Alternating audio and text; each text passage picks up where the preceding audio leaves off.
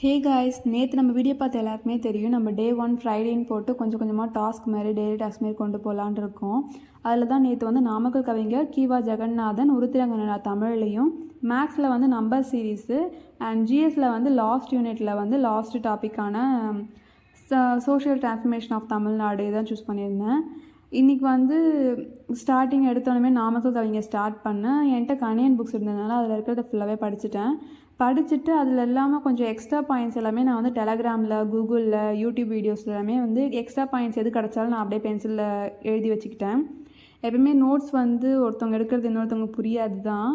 நான் இப்போ எதுக்கு பென்சிலில் எழுதியிருக்கேன் அந்த மாதிரி அப்படின்னா, எனக்கு வந்து ஒரு பாயிண்ட் நல்ல மெமரி ஆகிடுச்சு, அதை வந்து எனக்கு ரிவைஸ் பண்ண தேவையில்லை அப்படின்னா நான் அந்த பாயிண்ட் மட்டும் எரேஸ் பண்ணிவிடுவேன். அதனால் இப்போ ஸ்டார்டிங்கில் பார்க்க கொஞ்சம் கசகசான்னு நிறையா இருக்கிற மாதிரி இருக்கும். இது வந்து கீவா ஜெகநாதன் வந்து இந்த பேஜில் கொஞ்சம், பின்னாடி பேஜில் கொஞ்சம் ஒத்துருப்பாங்க. அது இல்லாமல் கீவா ஜெகநாதன் வந்து ஊவேசாவோட மாணவர் அப்படின்றதால ரொம்ப பிளாப்லான்னு நிறையா போயிட்டே இருந்தது. அதுக்காக தனியாக நோட்ஸ் எடுத்துக்கிட்டேன். உருத்திரங்கண்ணாருக்குமே எனக்கு வந்து கணியன் புக்ஸில் பாயிண்ட்ஸ் கம்மியாக தான் இருந்தது. அப்புறம் இந்த அண்ணா நூற்றாண்டு நூலகம்ன்ற வெப்சைட்டில் வந்து கீவா ஜெகநாதனுக்கு வந்து கொஞ்சம் பாயிண்ட்ஸ் கிடச்சிது. அதுவுமே வந்து ஒரு பேப்பரில் எழுதி வச்சுக்கிட்டேன்.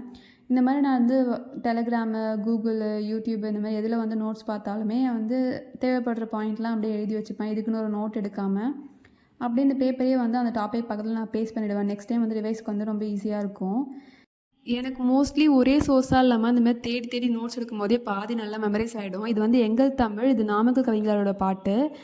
இது வந்து கீவா ஜெகநாதனோட கண்டென்ட் எங்கெங்கெல்லாம் இருக்குது அப்படின்றது. இது வந்து வயலும் வாழும் அவரோட பாட்டு. இது வந்து நூல்வெளி எல்லாத்தையுமே படிச்சுக்கிறது ரொம்ப இம்பார்ட்டண்ட்டு. இந்த பாட்டு வந்து ஃபுல்லாகவே எல்லாமே ஏழை வெங்கடே ஏழோ அப்படின்னு முடியும்.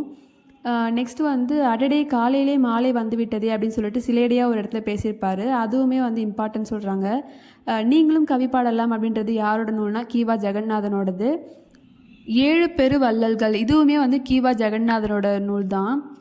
இந்த மாதிரி ஒரு பாயிண்ட்டும் நான் பார்க்கும்போது அப்படியே அந்த டாபிக் பக்கத்தில் சின்ன சின்னதாக எழுதி வச்சுப்பேன்.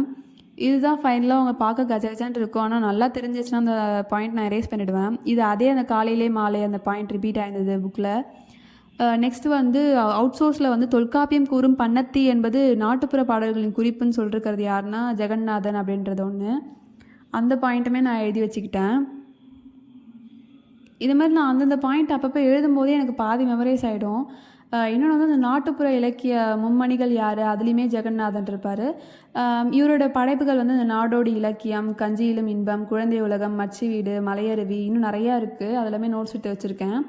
இதெல்லாமே கீவா ஜெகநாதனோட நூல்கள். இது வந்து ரொம்ப இம்பார்ட்டண்ட்டாக படிச்சுக்கணும். இந்த மாதிரி நம்ம ஒரு டாப்பிக்குமே ரொம்ப டைம் ஸ்பெண்ட் பண்ணி படிக்கும்போது நமக்கு அந்த டாபிக் பற்றி பயமே இருக்காது. இந்த டாப்பிக்கில் நம்ம எப்படி கொஸ்டின் வந்தாலும் அட்டன் பண்ணிடலான்ற ஒரு கான்ஃபிடன்ஸ் இருக்கும். அதுக்காக தான் நம்ம டைம் ஸ்பெண்ட் பண்ணி படிக்கிறதே. அவசரமாக முடிச்சுட்டு போகிறதுல ஒரு யூஸ்மே இல்லை. இது வந்து நாடோட இலக்கியம் ப்ரீவியஸ் இயர் கொஸ்டினில் கேட்டிருக்காங்க. இது வந்து யாரோடது? அது கீவா ஜெகநாதனோடது. அப்புறம் அவரோட பெற்றோர் பேர். ஃபஸ்ட்டு வந்து ஊவேசாவோட மாணவர் கீவா ஜெகநாதன் சொல்லியிருப்பாங்க. ஆனால் ஊவேசாவே வந்து மீனாட்சி சுந்தரனோட மாணவர். அது எல்லாமே பாயிண்ட்ஸ் புதுசாக இருந்தது, அது எல்லாமே எழுதி வச்சுக்கிட்டேன். இன்னும் நிறைய எக்ஸ்ட்ரா பாயிண்ட்ஸ் யூடியூப்பில் பார்த்து எல்லாமே எழுதி வச்சுருக்கிறேன். இது படித்து முடிக்கவே வந்து எனக்கு ஹாஃப் டேஸ் மேலே ஆயிடுச்சு. அண்டு மீதி வந்து நெக்ஸ்ட்டு இந்த இது ஃபுல்லாக நோட்ஸ்லாம் எடுத்து இந்த 3 டாப்பிக்கு படித்து முடிச்சுட்டு நெக்ஸ்ட்டு வந்து நம்ம அந்த யூனிட் லாஸ்ட்டில் வந்து சோஷியல் டிரான்ஸ்ஃபர்மேஷன் ஆஃப் தமிழ்நாடுன்னு சொல்லிட்டு ஜிஎஸ்சில் எடுத்திருந்தேன். சரி அதை படிக்கலாம் அப்படின்னு சொல்லிட்டு பார்த்தேன். அது வந்து 10th ஹிஸ்ட்ரியில் 10th யூனிட்டில் இருக்குது. அதுதான் படிக்க ஸ்டார்ட் பண்ணேன். பட் இதுக்கே டைம் போயிடுச்சு. சரி நாளைக்கு வந்து இந்த 3 தமிழ் டாப்பிக்குமே ரிவைஸ் பண்ணிவிட்டு அந்த ஜிஎஸ் டாப்பிக்கும் முடிச்சுட்டு மேக்ஸுமே வந்து நல்லா ப்ரிப்பேர் பண்ணிடலாம்.